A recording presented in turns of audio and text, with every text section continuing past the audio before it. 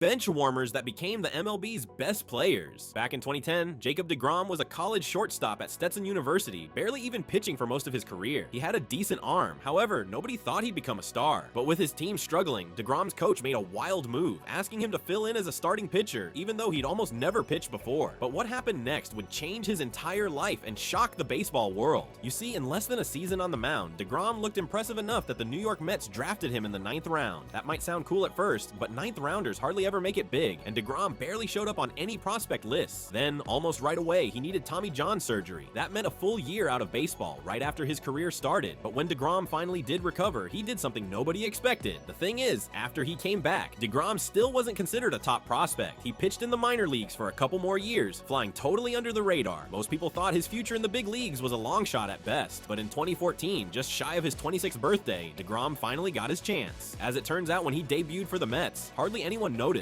but deGrom instantly started dominating hitters. He ended that season with a 2.69 ERA and struck out over 140 batters in just 22 starts. Nobody expected him to do anything, but he flew past every other rookie and won the National League Rookie of the Year award. But if you think that's as good as it gets, things only got more unbelievable. What I mean is that just a few years later, deGrom took over the entire league. He became almost unhittable. In 2018, he threw one of the best seasons ever. He had an ERA of 1.7 and struck out 269 hitters. Even though his team barely scored runs for him, he took home the Cy Young Award, the trophy for best pitcher in the league, and then he did it once again the next year.